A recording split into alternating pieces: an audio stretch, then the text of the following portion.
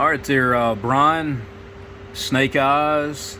Got your Stryker 955 version 1 all complete for you. We have a full tune-out. We've got upgraded finals done to the radio. Not just popped in there, but actually loaded out properly to get a good power improvement.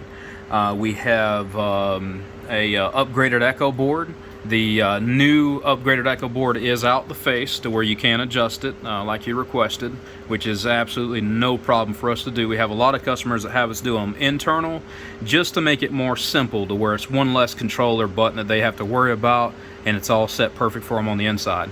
This one is out the face, and this is the perfect adjustment, about 12 o'clock on the small control, and then about 8 o'clock on the back control. That is an aftermarket echo board with modifications done to it. We have a 5-band internal equalizer that is all preset, perfect on the inside.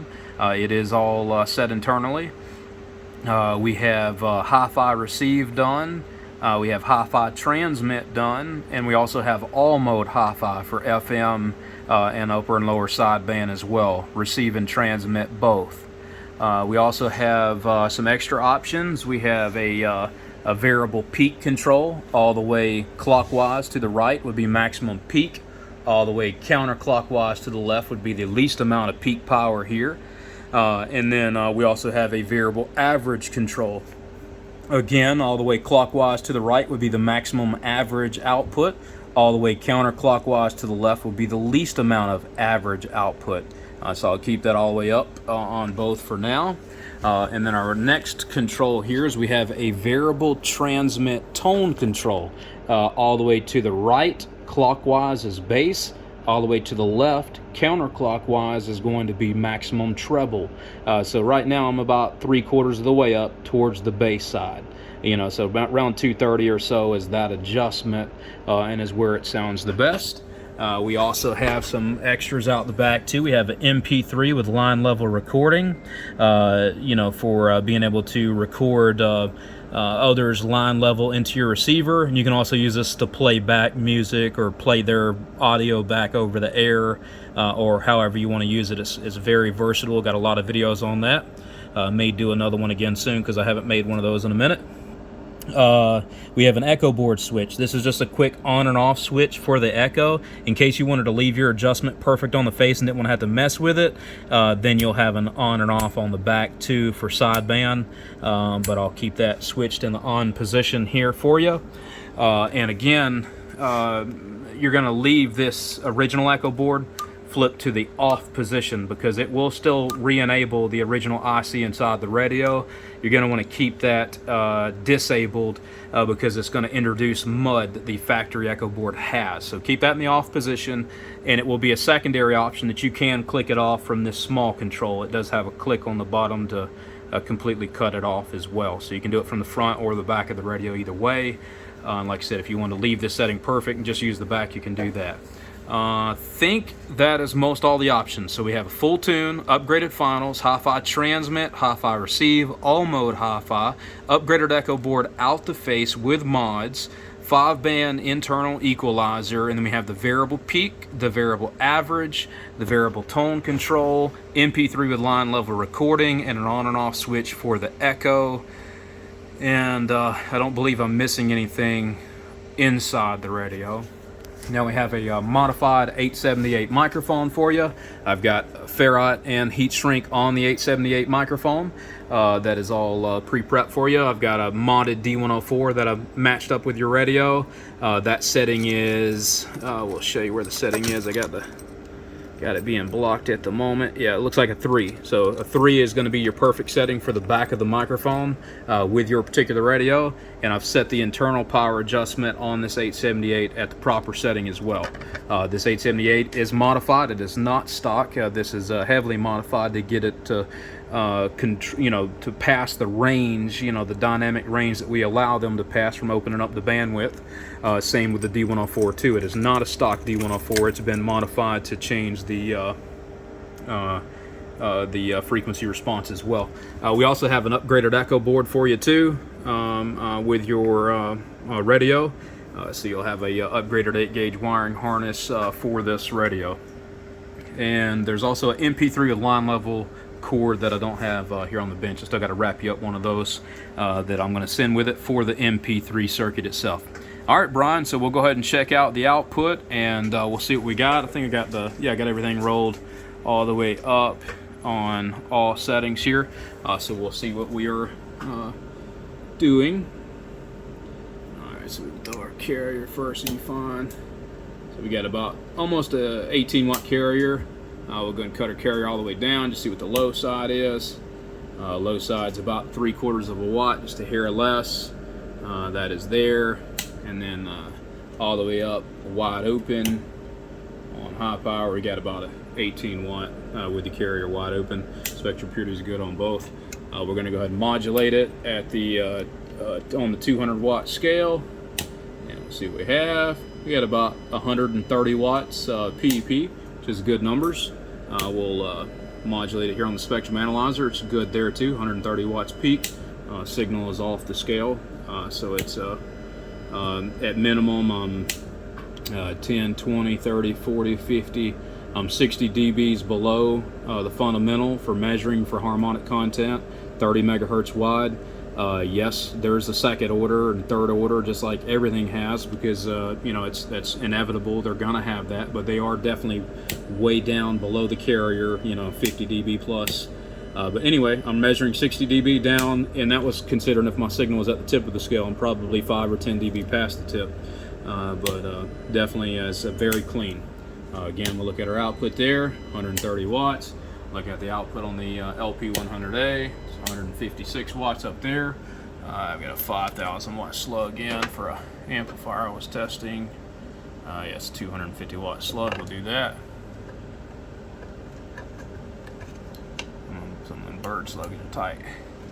All right, 25 watt slug, that's kind of too small over here too, so put a 100 watt slug in there.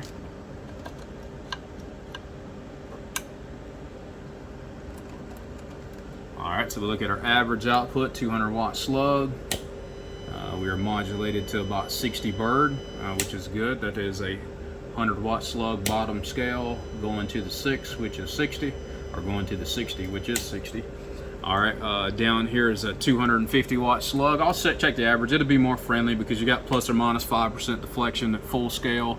You know, so you got 250 watts, 5% is whatever that is, 10, 11 watts or something. So you got 11 watts of, you know, plus or minus 11 watts of inaccuracy. So right now, 250 watt slug, top scale, 250, 50's here, 100's over there. We'll modulate it and see it showing us almost 70 bird instead of 60 bird. So we're showing 10 bird more friendly. That's what happens when you use a big slug and use the smaller, have more inaccuracy there. But anyway, 250 watt slug and peak, reading the top scale here. We'll modulate it, and we're at about 140, 145 peak. Again, over here on the LP, we've already seen this, but 153 peak over there. Checking out spectral purity again, that's good here. And we got our 130 watts on our DOSI too. All right, so this is a good output test. We'll go ahead and cut down adjustments for peak and average. So I'll cut down the average all the way, the peak all the way, and the dead key all the way too. So everything is all the way down on all three. I'll modulate it, and like I say, we can get all the way down to about 9 watts PEP. So about 9 watts peak and everywhere in between. So if you need to go down to as little as 9 watts PEP to go into some simple 250B or one pill, like say going into a 667 Texas Star, and you want to really cruise it, you can drive it with as little as 9 watts PEP. All right, so we'll go ahead and roll that average. That was just to show you how low it can go. It can go anywhere in between. So anywhere between 9 watts of swing and 150 watts of swing, depending on which meter you check it with. It can do anything you want. All right, so other than that, I guess we can get on with letting you see what it sounds like. I'll put my mic gain about 3 o'clock. That's about where I usually set the headroom to blend with my voice. If you're more soft-spoken, you'll have a little more gain left over to bump it on up. You know, it's very subtle difference between this last part of the mic gain, a couple percent, so it's very, very little, but I always like to leave just that touch of headroom just in case somebody's more soft-spoken or they want to use a different microphone. They still have a little gain left there to utilize. All right, so I'm going to go and plug in the 878 microphone. I will plug in my line level. I'm just going to leave my headphones out. Hopefully I don't regret that. Because I'm not going to be monitoring what my level's at, but looks like on the volume control I'm at a decent level, so I can show you all that. It's not like it's cranked up real high or anything. It's, you know, like 10 o'clock or something.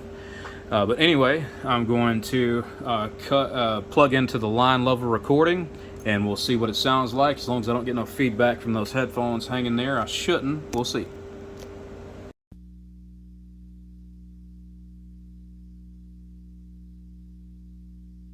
Alright, there it is. Yep, I am getting the feedback. Go figure. I got D-Win to grab it for me so we could unplug it. I should have just put them around my ears, or in my ears rather, but that's okay. I'm just checking out this, I'm keying 1 watt. I guess I was probably a little overmodulated anyway. Might be why it squealed on my headphones. Let me raise that up. I was keying 1 watt and I had the peak and everything kind of rolled wide open, so that would have been overmodulated. Y'all forgive me, I apologize. I looked at the meter swinging over there and I seen I was keying real low, so that ought to be much cleaner with the carrier all the way up now. But anyway, mic gains at about 3 o'clock. Dead key is wide open, which was around an 18 watt carrier or so, and I'm talking on this D-Rail modified 878 base station microphone, and talking on this 955 version 1. Super custom, but we have found an avenue to possibly beat this, but it's coming. We just ain't, I'm going to spend some time with it first. But anyway, hello 1 2, check 1 2, everything looking good. Check out the spectrum analyzer over here. Check it out over here. Hello 1 2, breaker, check 1 2, audio. Everything looking good. Audio, check. Here, something else I didn't check neither, and sometimes I forget to check, but I'll show the output on sideband 2. Right here, cut my mic gain back up, go to lower sideband, and we'll modulate it and see how many watts we got on sideband. Yeah, it looks like we're modulating to 120 watts on the sideband. We'll check that out on the spectrum analyzer still. Let me do this. I've got my RF generator showing there, so now you can see my reference at 0, 30 megahertz wide. Modulate it. This is on sideband. I am 100% off the scale, and everything's looking good. 120 watts output.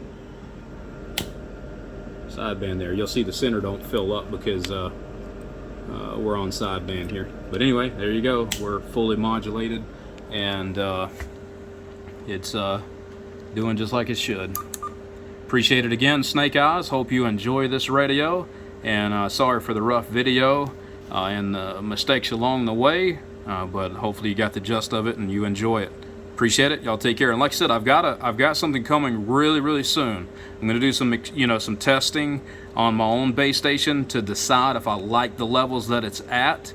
But be looking out for a heavily modified 447 because I think we've found something that can contend with these version 1s finally. Appreciate it. Y'all take care. Appreciate you watching.